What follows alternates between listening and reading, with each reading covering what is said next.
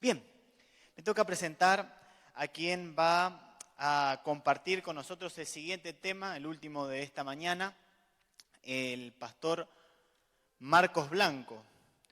Pastor ya casi, en realidad ya es doctor, solamente tiene que defender su tesis de doctorado, así que si quieren conocer más acerca de la doctrina de Dios y tener información fresca, van a tener que buscar la tesis de doctorado. Imagino que en algún momento va a salir algún libro acerca de esta temática de la doctrina de Dios.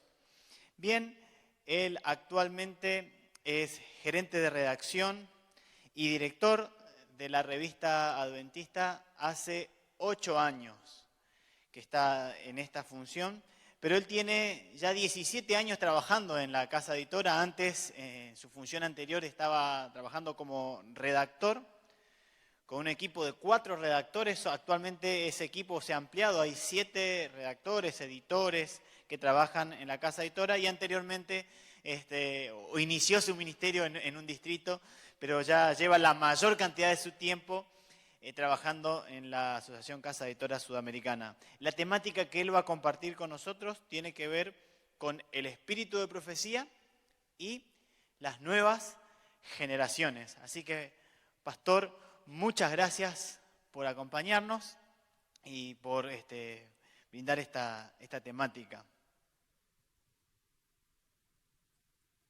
Muchas gracias. Buen día para todos. Ya la última presentación de la mañana, estamos todos algo cansados, quizás alguno con ganas de ir a poder alimentarse nuevamente. Estuvimos de tempranito aquí. La temática que nos toca en este momento no es tan profundamente teológico como alguna de las presentaciones anteriores, como la presentación magistral del Dr. Tim, por ejemplo, y la que me precedió, sino que es de tenor mayormente práctica y tiene que ver con Elena de White y las nuevas generaciones. Dicen que para el tiempo en que nosotros comprendemos que nuestros padres tenían razón, ya tenemos hijos que no comprenden que nosotros tenemos razón. La diferencia entre las generaciones siempre ha existido. Pareciera que en los últimos tiempos, esta diferencia generacional se ha acentuado. Hay algunos elementos que nos indican esto. La división sudamericana, por ejemplo, al comienzo de este quinquenio, el quinquenio en el que se dividen los periodos eclesiásticos, es decir, en el 2015, la división sudamericana junto con un grupo de líderes se reunió y estableció 4 áreas de interés estratégico en los que querían concentrarse. Una de esas áreas son las nuevas generaciones. Desde hace tiempo están tratando de enfocar en ese aspecto. Como casa editora estamos tratando, el último año hemos estado conformando algún grupo para trabajar con respecto a cómo llevar nuestras publicaciones y que lleguen también a esas nuevas generaciones. Quiero decirles que lo que vamos a mencionar esta mañana no es tanto la presentación de un caso exitoso, sino algunas reflexiones que he ido incorporando a medida que he podido estar trabajando con este tema y conversando con este tema, conversando con los líderes de la división que están trabajando con este grupo. En la Universidad en San Pablo están trabajando también muy bien. Allí en el UNASP hay un grupo que está trabajando con las nuevas generaciones. Incluso el sello editorial ha sacado una ramificación del sello editorial para específicamente trabajar con materiales para jóvenes y están tratando de hacer foco allí. Estamos tratando de trabajar en una encuesta desde el área de educación para trabajar un poquitito más con temáticas de interés, pero lo que vamos a presentar en esta mañana es no tanto, como les digo, la presentación de un caso exitoso en cuanto a esto. Si ustedes lo conocen, por favor, avísenme. Sino algunas reflexiones y algunos desafíos que se nos presentan. Con respecto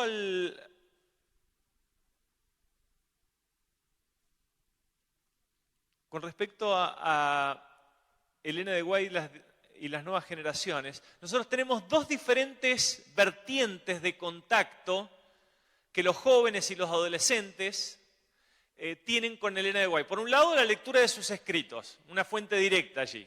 Por supuesto, no tenemos a Elena de White entre nosotros. A veces nosotros hablamos de la manifestación moderna del espíritu de profecía, pero cuando hablamos con los jóvenes, ellos no ven a Elena de White como alguien moderno, es decir, casi lo ponen en el mismo plano de antigüedad como la Biblia, es decir, ellos están tan separados desde allí, como no tenemos a Elena de White entre nosotros, entonces tenemos el punto de contacto más natural, más normal, es la lectura de sus escritos, y el segundo punto de contacto con Elena de White, su mensaje, es la interacción con los adultos. Entonces vamos primero a esta primera vertiente de contacto, que son la lectura de sus escritos. Antes déjenme presentarle alguna estadística que siempre me gusta llevar con respecto a los índices de lectura. Hay la última gran encuesta que se realizó con respecto a cómo estamos en lectura al nivel de Sudamérica o Latinoamérica. Argentina y Chile son los que mejor están con respecto a lectura. Por supuesto, esto se hace sobre la base de encuesta y sobre la base de estadísticas de venta de libros también, como para poder equilibrar un poquitito las cosas. Si ustedes ven allí, España, por supuesto, dentro de Latinoamérica, dentro del habla hispana, España supera ampliamente. Y entonces, en cuanto a la cantidad de libros leídos por año, cada habitante de Chile, en promedio, ¿no? Siempre las estadísticas sacan promedios. Cada habitante lee 5 libros y medio por año. Argentina está un poquitito atrás, 4 libros y medio por año. En cuanto a la distribución, el índice de lectura de libros, es decir, qué porcentaje de la población en general lee libros, Argentina está un poquitito más arriba que Chile, así que estamos más o menos parejos. Allí el 55% de la población argentina lee libros contra el 51% de Chile. Bueno, después tenemos hacia abajo los demás países. ¿Cómo estamos con los libros de Elena de White aquí en Sudamérica? Y aquí es no tanto sobre la base de encuestas, sino sobre la estadística de venta puntual. Como trabajo en Casa Editora y sacamos una estadística, en la división sudamericana se necesitan en promedio 25 miembros para comprar un libro de Elena de White. ¿Se entiende? Se vende un libro de Elena de White cada 25 miembros. Quiero felicitarlos a todos ustedes que están aquí, que tienen interés en esto, porque supongo que son defensores y promotores de Elena de White, porque Argentina es la que mejor situada está. Allí tienen. Se vende un libro de Elena de White por cada 11 miembros. Somos los que mejor estamos dentro de esta estadística.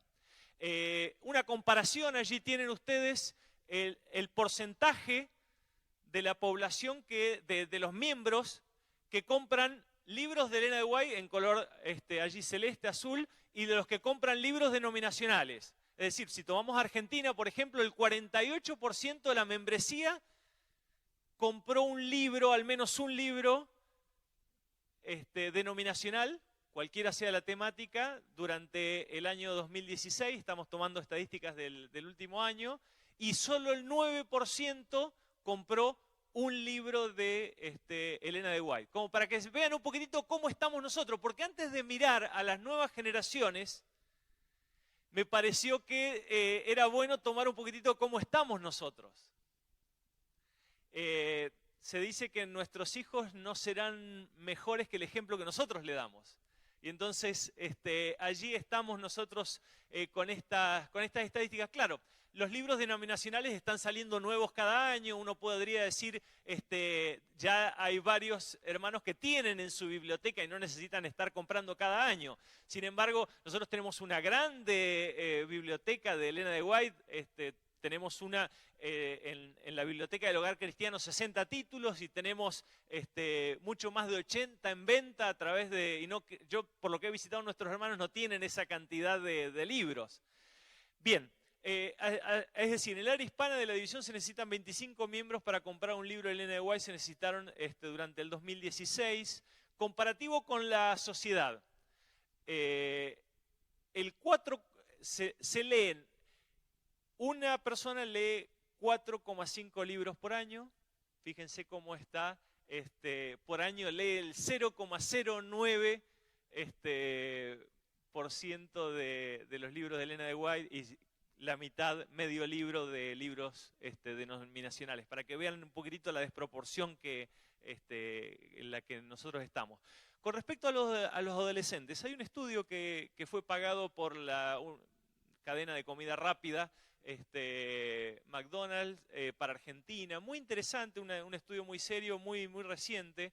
Se destacan algunas cosas, por ejemplo, que me sorprendió, más del 70% de los niños leen al menos una vez a la semana.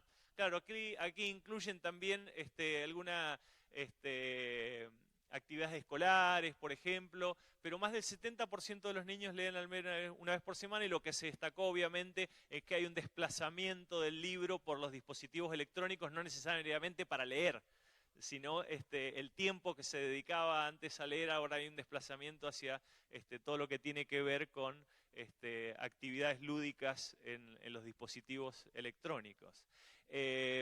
Nuestros jóvenes, si nos basamos por el único estudio más o menos fuerte y serio que tenemos, que es la comparación entre Valogénesis 1 y 2,